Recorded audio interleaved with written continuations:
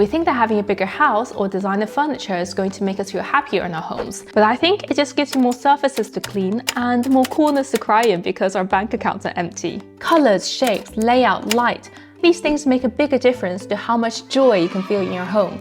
So in today's video, I want to share 8 psychology-backed design ideas that can make your home feel happier to be in and not just nicer to post on Instagram. When we talk about home design, we tend to focus on things that stay still. So these are things like walls, furniture, lights, things that are fixed and unmovable. But some of the happiest spaces are actually filled with furniture that moves. Not in a creepy haunted house kind of way. No, I'm talking about like rocking chairs, wobble stools, swing seats. You see, these rhythmic movements trigger the brain's reward system. Movement feels good because it's connected to the idea of play and freedom. And yet most homes for adults don't have any motion built in. So next time you're thinking about getting an accent chair in your home, what if you got something kind of unexpected and fun?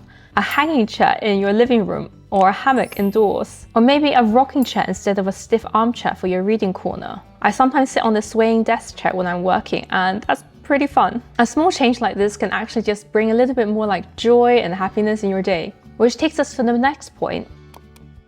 Make more room for playfulness with dopamine decor. This looks like a pretty standard bookshelf, right? Now watch what happens next.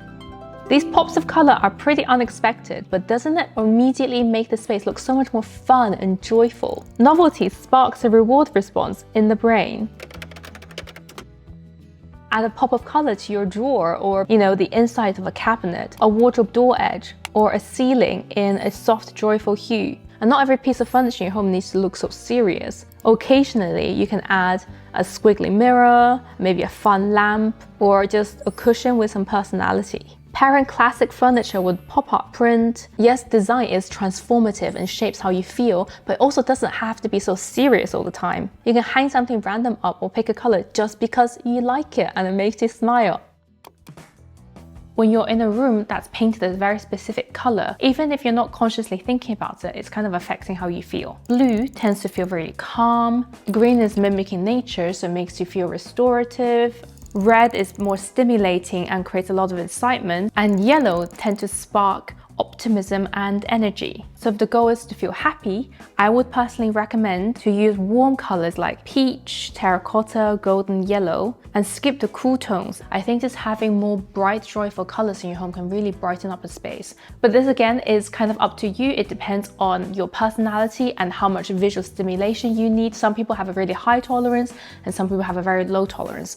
Bright saturated colors can be so powerful. So before you paint an entire room, I would say go visit some spaces, look at a lot of pictures of rooms, and then decide at what threshold you find the room to be happy without verging into chaotic.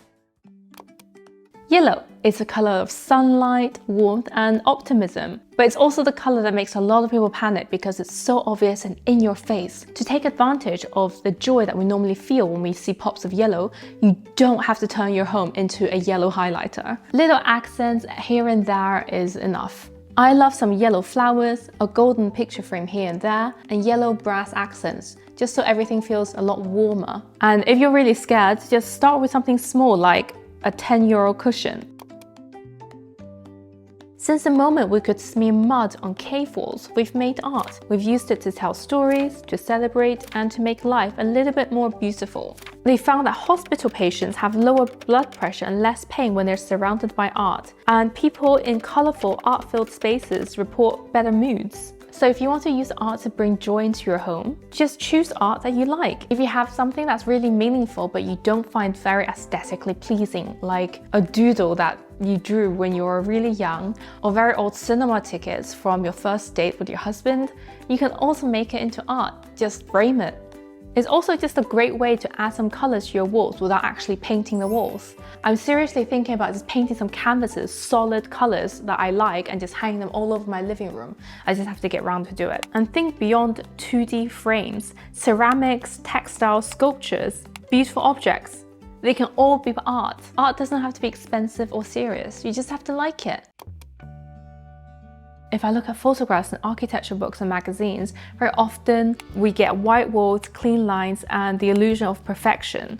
I think these places look great for photos or for public spaces or hotels, and hospitality. But if it's your home and you want to feel good and happy in it, you have to populate it with things that are a little bit personal. Look at the places you feel like most proud of and happy in your home. It's probably the wall full of certificates of your achievements, or a shelf that's filled with your favorite books, or a corner of your home where it's populated with flowers, plants, and objects you love. Even if you live in a rental property where the landlord is really strict, or you're in a student apartment and you're not allowed to touch anything, try to create at least one corner of your space where you can personalize it. Whether it's a corkboard where you can pin up photos and posters, a shelf for personal objects. If you have a floor you don't like, what about hiding it under a rug you do like? If you don't like the hardware, you can swap it out, even if it's just a rental, because the change is reversible. Over time, these places will fill with signs of life, your life, and you'll just feel happier every time you look at it. For all my videos, I do extensive research and brainstorming using books, magazines, academic papers, and recently, videos from Skillshare. Skillshare is the largest online learning community for creators, and they're also the sponsor of this video. I recently took 2 classes on Skillshare called Home Interior Design for Introverts and Home Interior Design for Smart People, which teaches you how to design with maximum flexibility to future-proof your home for various use cases. They also gave me valuable insights into how different personalities prefer distinct types of social spaces. So if you're kind of curious and you want to learn new knowledge, Skillshare has thousands of creative classes, from beginner to advanced, like illustration, painting, video editing, 3D modeling. It's designed by creators for creators, with classes that are taught by industry experts. And all the classes encourage you to use a hands-on learn by doing method by asking you to share your own project after each class. And like everything that's good online nowadays, you can do it at your own pace because it's on demand and the lessons are stackable. The first 500 people to use my link in the description will receive a month free trial of Skillshare. So you have nothing to lose, a whole month to click away and learn something new. I feel like in the bubble of design advice, nothing has been as well researched but less talked about than biophilia. Let's go back a few 100,000 years. For most of human history, we lived outside, on plains, in forests and near water. And fast forward to today, most of us live indoors for over 90% of our lives. And we panic when we see a spider in a bathtub or a bee that's flying around. That's why if we stay in a windowless room, we feel sad. And the best seats in the house are always near a window with a view. You don't need to turn your home into a greenhouse or a jungle. A couple of plants will already make a big difference. Also try to populate your home with natural materials like wood, stone, marble. A warm wooden chair feels more comforting than a metal stool. Or, a lot of colors that's inspired by nature. The colors of the ocean, the colors of the forest. We're missing that nowadays and our brains are really craving it and needing it. Every little change will accumulate and you'll end up with a much happier home for you and your family. It might be a pile of unopened mail next to the door, a drawer that you avoid, or that pile of clothes on a chair that stopped being temporary 2 weeks ago. Your eyes might have gotten used to seeing it, but your brain is not happy about it. Studies using MRI scans have shown that clutter leads to cognitive overload. Your brain burns energy just by processing the visual mess that's around you. And another study found that women who described their homes as cluttered had consistently elevated cortisol throughout the day. That's a stress hormone. This is why you can't feel relaxed at home. There's a difference between a room that's populated with items you like versus a room that's just full of stuff you don't want to deal with. I know we all have this one drawer that's full of stuff we don't need and don't know where to put. Maybe start with that one.